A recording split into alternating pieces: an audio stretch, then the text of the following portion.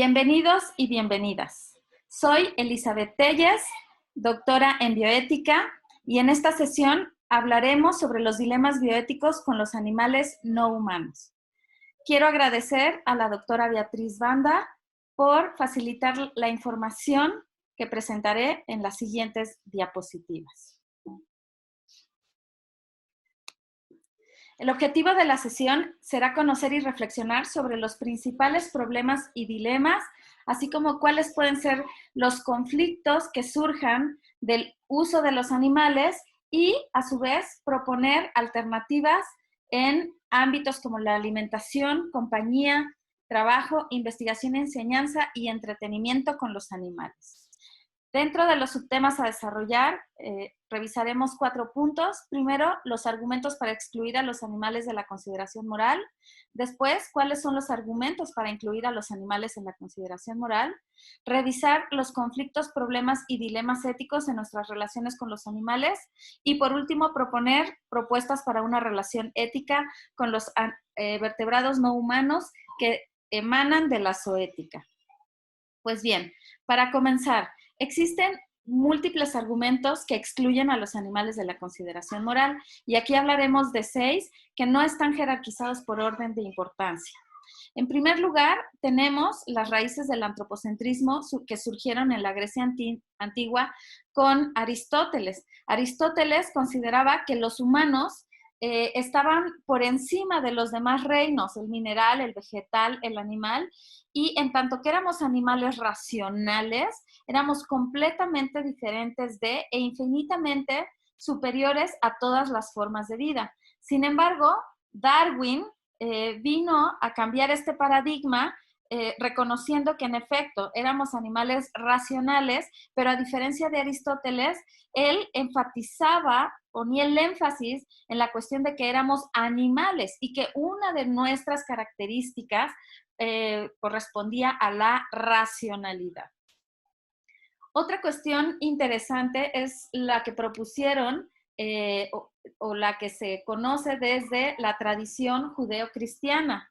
Y es que a pesar de que existen múltiples creencias, religiones, están los que creen en Dios, los que no creen y que pues dicen que son ateos, en realidad en nuestra cultura se encuentra muy arraigada la idea de que el ser humano es superior a las demás especies. Y esto surge de este supuesto dominio de la creación. Nosotros en Génesis 1, de los versículos 26 a 28, encontramos que Dios hizo al hombre a su imagen y semejanza. Y claro, de ello se concluyó que solo los humanos eran hijos de Dios, semejantes a Él, y contaban con el permiso divino para dominar a todos los demás vivientes. Es decir, que señoree sobre los peces del mar, sobre las aves del cielo, sobre los ganados, sobre toda la tierra. Cuando en realidad también podría encontrarse una acepción que en vez de considerarlo como Señor y amo de la creación, se pudiera considerar como el responsable y cuidador de la creación de Dios. En tercer lugar, podemos encontrar las ideas mecanicistas del siglo XVII planteadas por el filósofo René Descartes, quien consideraba que los animales eran autómatas, que claro, que podrían estar animados, pero en tanto que no hablaban, pues se consideraba que no pensaban, y si no pensaban, entonces no tienen alma, lo cual no se sigue una cosa de otra. La alma es un concepto metafísico y todavía no se sabe dónde reside el alma, pero actualmente se sabe que los animales tienen sistemas de comunicación complejos. Sin embargo, para esa época fueron considerados como máquinas irracionales, brutos, incapaces de sentir y desde luego incapaces de sufrir. En cuarto lugar, tenemos este concepto conocido como el especismo, que es el análogo al racismo, al sexismo, al clasismo y a cualquier otra forma de discriminación negativa con respecto a alguien porque no pertenezca o a nuestra etnia o a nuestro sexo, y en el caso del especismo, a nuestra especie. Entonces, definitivamente el especismo constituye una injusticia que no se puede justificar desde la bioética y este paradigma tiene que cambiar. También tenemos otro argumento que se utiliza mucho en las ciencias biomédicas y en el que se establece que los animales tienen un fin zootécnico. Por ejemplo, se les considera material biológico. Se debe reconocer que en el Código Civil Federal Mexicano el estatus de los animales todavía es de objetos, es decir, de cosas que se pueden comprar, vender, rentar, se pueden apropiarse, cazar, capturar, y cualquier persona podría destruirlos sin ninguna restricción o sanción jurídica. O en todo caso, si existiera, sería el equiparable a una sanción por daño a propiedad o bienes ajenos. Y esto está basado en una falacia de circularidad en donde se pone de premisa la conclusión. Es como si se dijera, el sol calienta porque el sol existe para calentar. Así, se les impone una instrumentalización al animal, aunque no es parte de su naturaleza, y se dice, el animal existe para cumplir su función zootécnica. Ajá. O el animal es de experimentación porque es un animal de laboratorio. Y como último punto, encontramos la creencia de que hay animales malos o plagas, cuando en realidad deberíamos reconocer que ningún animal daña o quiere hacer daño de forma intencional. Ajá. En todos los vivientes, incluso los que nos parecen más aberrantes, a los que les tenemos miedo, que nos pueden causar daño, son importantes para el equilibrio ecológico y lo único que ellos requieren es estar en su hábitat y el problema es que los humanos lo invadimos. Ajá. Entonces, o los sacamos de ese hábitat y es cuando ocurren problemas como la actual pandemia de coronavirus. Por eso es que decimos que matarlos no resuelve problemas, pero sí genera otros. Y si ustedes revisan esta infografía, la realidad es que el humano es el único ser nocivo que causa daño de manera intencional, que se da cuenta de los efectos del daño y que podría decidir dejarlos de realizar. Ahora se sabe que la mayor parte de las pandemias surgen de la deforestación, del tráfico de especies y como en el caso de la pandemia de coronavirus que estamos experimentando actualmente, pues cuando se comercia con fauna silvestre en mercados húmedos de animales, ocurren las situaciones adecuadas o ideales para que los virus de la fauna silvestre que está en vida libre y que no les afecta, muten y puedan afectar especies domésticas y a los humanos. Ahora, ¿cuáles son los argumentos para incluir a los animales en la consideración moral? Aquí tenemos dos tipos de argumentos, los científicos y los bioéticos o éticos. Debemos recordar que la ética no es excluyente, que no se enfoca única y particularmente en la ética médica, aunque claro que es parte importante de su ámbito de estudio, pero se debe extender los círculos de consideración moral no solo al humano, es decir, la ética no es antropocéntrica, la bioética incluye a otros animales y desde luego a las plantas y a los ecosistemas. Entonces, claro que los ámbitos de estudio de la bioética también comprenden la zoética y la ética ambiental. Y bueno, partimos con la propuesta de Fritz Jahr, el padre de la bioética, quien acuñó este término en 1926 y quien extendió el imperativo categórico de Kant a un imperativo moral que reza: respeta por principio a cada ser viviente como un fin en sí mismo, tratándolo de ser posible como a un igual. Y Fritz Jahr estaba muy preocupada por la deliberación sobre las intenciones de la investigación científica y el daño que le hacemos a los otros vivientes. Jeremy Bentham, por su parte, abogado, en su texto Los principios de la moral y de la legislación, estableció las bases para la consideración moral de los animales cuando dijo, o cuando se cuestionó, ¿realmente es importante si los animales son capaces de hablar o de pensar? Realmente lo importante es si son capaces de sufrir. Y bueno, justamente el dolor es una de estas características que compartimos con los demás vertebrados, porque como la paleontología, la neurobiología, la etología han comprobado, pues el humano es un animal más y está emparentado con el resto de los vertebrados. El dolor se define como esta experiencia sensitiva y o emocional desagradable asociada a daño en el organismo, que provoca respuestas aversivas, vegetativas y conscientes con el fin de conservar la vida. Ese es el fin del dolor. Ajá. Y entonces por eso parte de las propuestas éticas surgen de la idea de que hay que buscar que todas nuestras acciones sirvan para promover el bienestar y la felicidad de los individuos que sean capaces de sentirlas y que evitar todas aquellas acciones injustas que favorezcan o que promuevan el dolor y la infelicidad de estos individuos. Como lo dijo el premio Nobel Albert Schweitzer, la reverencia por la vida significa tener la obligación de no causar dolor en esta vida y de aliviarlo siempre que se pueda.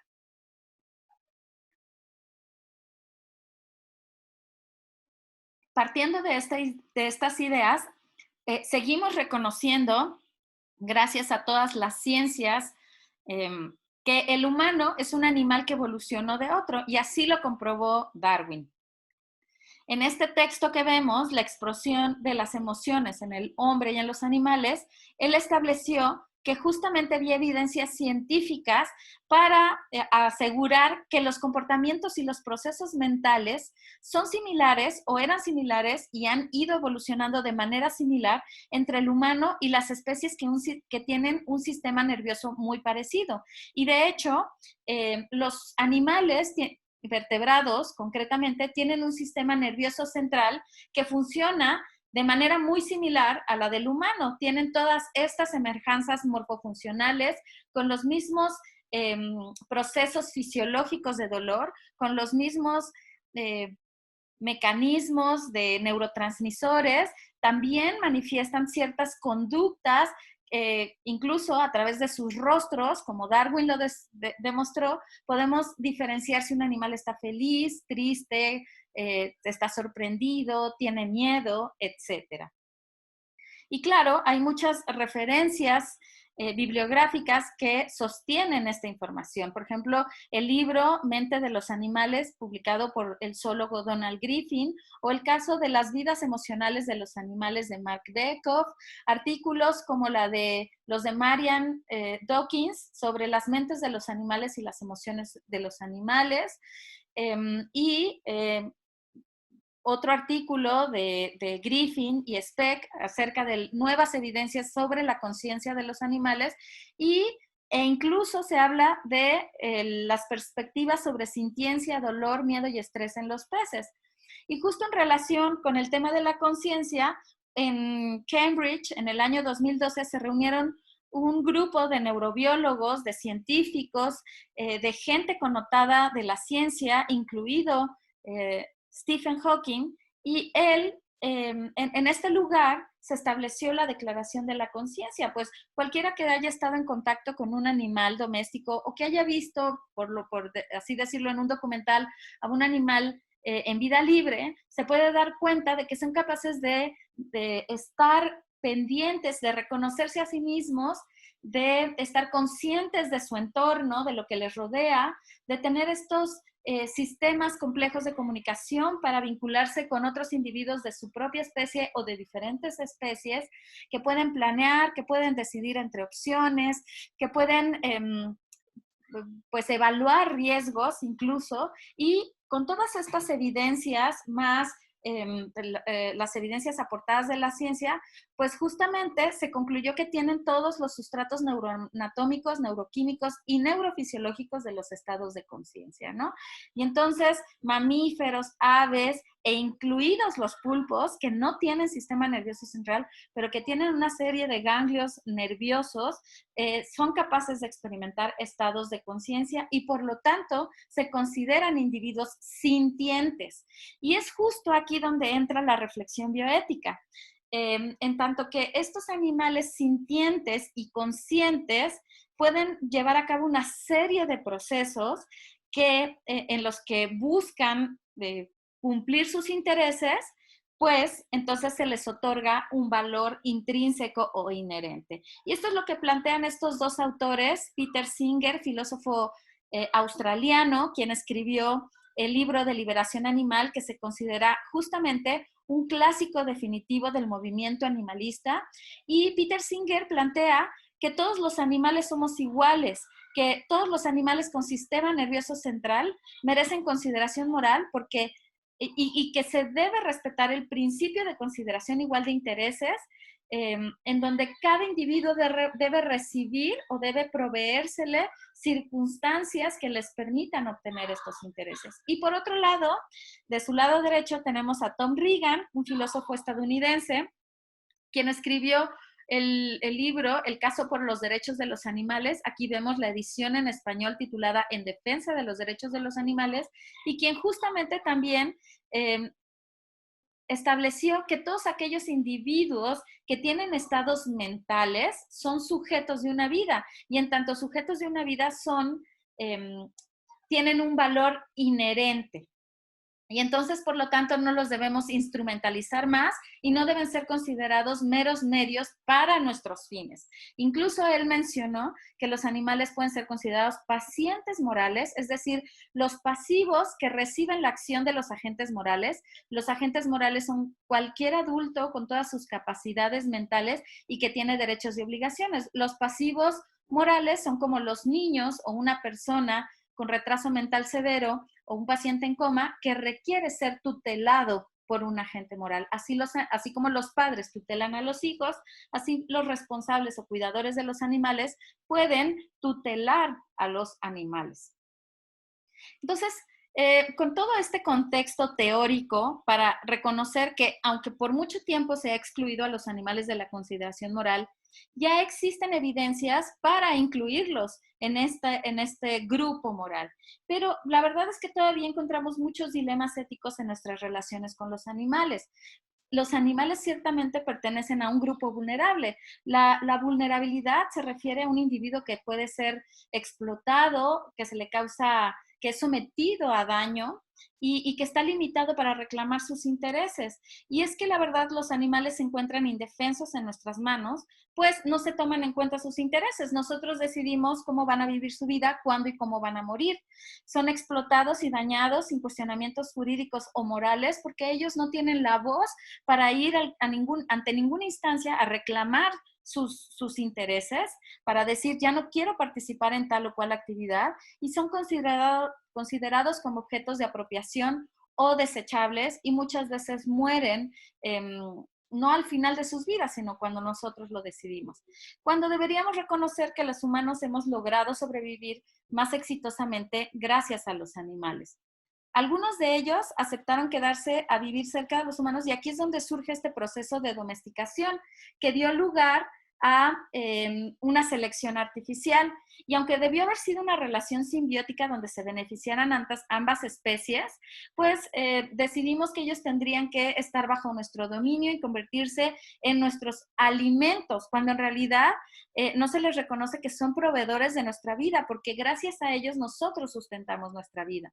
Y aunque al principio la dominación o la domesticación provenía o se podía llevar a cabo en estos sistemas de crianza de animales en granjas familiares, con el capitaloceno, que es un concepto de Moore del 2015, pues en estas condiciones industrializadas donde se buscaba apropiar de toda la mayor cantidad de recursos, porque los animales se ven así, ¿no? Como recursos renovables, pues se generan estos sistemas tecnificados dentro de granjas factoría. Y entonces para producir a escala industrial, la vida que les obligamos a tener a los animales es pues en crianzas intensivas, donde no pueden establecer jerarquías, donde están hacinados, donde tal vez las condiciones de luz, de ventilación no son adecuadas, se separan a las madres y a las crías, hay prácticas o técnicas lesivas como cortar los picos, no se les encierra y se les confina para que no puedan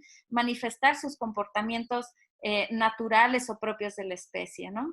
Y luego no solamente es cuestionar los sistemas de crianza, también el sistema de transporte y la forma de muerte, en donde son transportados sin notificar, son matados de forma incorrecta, causándoles mucho dolor y sufrimiento. También los hemos utilizado en otras labores como animales de trabajo para jalar carretas, para transportarnos o en labores de arado en el campo. Incluso en la generación de conocimientos, en investigación y enseñanza para desarrollar y probar diversos nuevos medicamentos inmunógenos o técnicas quirúrgicas, ¿no? Para probar armas, cosméticos, tóxicos, y siempre nuevamente considerados como mero material biológico y no como sintientes. En el caso de los animales de compañía existe mucha irresponsabilidad. Muchos animales son comprados y se eligen ciertas razas que nos pueden dar un cierto estatus social, pero una vez que pasó la novedad, como no los entrenamos, son animales que son abandonados porque dañan, no sé, muerden zapatos, rompen cortinas, arañan muebles, qué sé yo, una serie de situaciones como que puedan ser agresivos y morder, y entonces son abandonados. Animales que mueren atropellados en las calles, que viven hambre, sufrimiento, maltrato por parte de los humanos, y muchos de estos animales se recogen de la vía pública y se llevan a centros de control canino, donde los pueden matar de pronto en algunos centros, no digo que en todos, pero de una forma incorrecta, como este método que observamos en la imagen de electrocución. Y con respecto a la cacería y pesca, realmente es un interés vital del humano. Es importante sentirnos muy fuertes y poderosos matando animales. ¿Que nos reportará algún beneficio? ¿Qué pasaría si no lo hacemos? Realmente desde el punto de vista legal se justifica la cacería y se permite, pero desde el punto de vista ético no es una acción correcta y deberíamos dejarlo de hacer, así como estas condiciones de entretenimiento donde los animales resultan burlados, heridos o muertos. Y entonces cabría aquí la pena precuestionarnos, ¿de verdad es ético preservar todas las tradiciones, como el caso de la charrería, en donde se llevan a cabo prácticas que lesionan, estresan y dañan a los animales? Otras acciones innecesarias e injustificadas hacia los animales consisten en la producción de animales para pieles, para vestir pieles, pero esto puede dañarlos severamente. Los métodos de muerte, por ejemplo, de focas en Canadá es terrible. Y bueno, el caso de las civetas o bisones que fueron matados recientemente en estas granjas peleteras para evitar una nueva pandemia de coronavirus, ¿no? Entonces, reconocer que todas las acciones que está realizando la humanidad está afectando no solo a los animales, también al ambiente. Estamos invadiendo sus hábitats, destruyéndolos, estamos contaminando en exceso y estamos causando, por ejemplo, derrames de petróleos o construyendo zonas turísticas en manglares cuando deben ser espacios que deben ser conservados para los animales. Entonces, ¿cuáles podrían ser las propuestas para una relación ética con los animales que surgen de la reflexión zoética? Bueno, es evidente que necesitamos un cambio de paradigma para encajar en el mundo, replantear todas las formas de producir, comerciar, de residir, de consumir, viajar, de divertirnos y de educarnos. Y para tal fin, Paul Taylor propone una serie de principios cuando surgen colisión de intereses entre especies, y a saber, justicia distributiva, si surgieran conflictos entre las partes, proporcionalidad y mínimo daño, estos dos principios al mismo tiempo. Si se han dañado o vulnerado los intereses de alguno, justicia restitutiva. Y si lo que está en juego es la vida de alguno, entonces se aplica el principio de matar en defensa propia. ¿Cómo se cumple el principio de justicia distributiva? Desde luego, preservando su ambiente, respetando la naturaleza, manteniendo la integridad de las áreas naturales. Con respecto a la vida silvestre, es muy importante no invadir sus hábitats para que ellos tengan el espacio que les corresponde. Tampoco debemos privarlos de la libertad o tomar los recursos que ellos necesitan para vivir, como es el caso de esta orca cuyo vallenato murió porque no había suficiente salmón en el mar, que era destinado para consumo humano, y ella no produjo suficiente leche para mantener con vida a su cría. Por lo tanto, hay zoólogos, biólogos como Edward Wilson que proponen que debemos distribuir nuestro planeta. La mitad de la Tierra tendría que corresponder a la vida silvestre y el resto para los humanos. La justicia distributiva también se puede cumplir cuando los animales tienen acceso a los beneficios de las investigaciones que se realizan con ellos. Ahora bien, el principio de proporcionalidad realiza o requiere una distinción entre las necesidades básicas o vitales de otros organismos frente a los secundarios de cualquier especie. Y la verdad es que Taylor propone que se debe dar siempre prioridad a los intereses o necesidades básicos o vitales, independientemente de la especie que sea. Por eso, en el caso del entretenimiento, el entretenerme es un interés secundario y que compite con el interés primario del animal que es sometido en las fiestas de corridas de toros, peleas de gallos o de perros. En el caso del uso de cosméticos es muy evidente porque usualmente se utilizan conejos albinos para hacer pruebas de toxicidad y en realidad también corresponde a un interés secundario contrastado con el interés vital del animal de no sentir dolor y no experimentar su sufrimiento. Y actualmente ya existen alternativas para probar este tipo de cosméticos, por ejemplo, tejido, queratinocitos reconstituidos de piel humana. Con los animales de compañía se tendría que evitar la venta y fomentar las adopciones, esterilizar de manera temprana, ser un tutor responsable que corresponda a un trato cuidadoso y cordial donde el animal pueda obtener la medicina preventiva de veterinarios y pues entrenarlos para que no se vuelvan un problema de comportamiento. En la investigación biomédica, como ya les comentaba, existe este tipo de reemplazos de células troncales, cultivos celulares o tejidos de procedencia ética.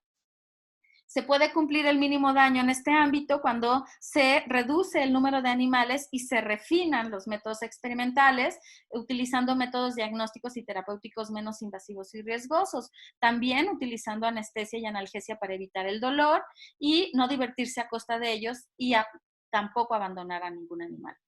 Con respecto a la justicia restitutiva, implica restaurar o devolver el equilibrio después de un daño ocasionado. Y aquí Taylor propone dos guías. A mayor daño, mayor compensación. Pero si no se puede reparar el daño al individuo que resultó lesionado, entonces hacerlo con quienes sean cercanos a él o con sus congéneres. Por ejemplo, recuperando un manglar o liberando especies en peligro de extinción.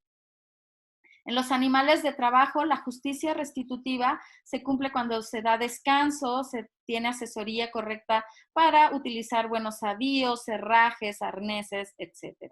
En los animales, en las pequeñas especies, se puede maximizar su bienestar cuando se da enriquecimiento ambiental, cuando se da lo que su especie requiere, y es muy importante no utilizar términos peyorativos como animal de desecho.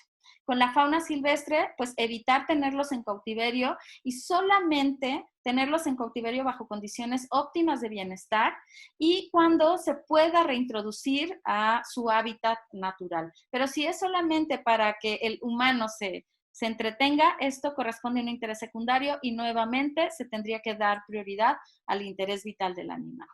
Con los animales destinados a consumo, se tendrían que buscar o impulsar sistemas de producción orgánico que sean biomiméticos, es decir, lo más naturales, y donde se cumplan niveles de bienestar adecuados, donde las instalaciones sean correctas, el uso de rampas, el transporte,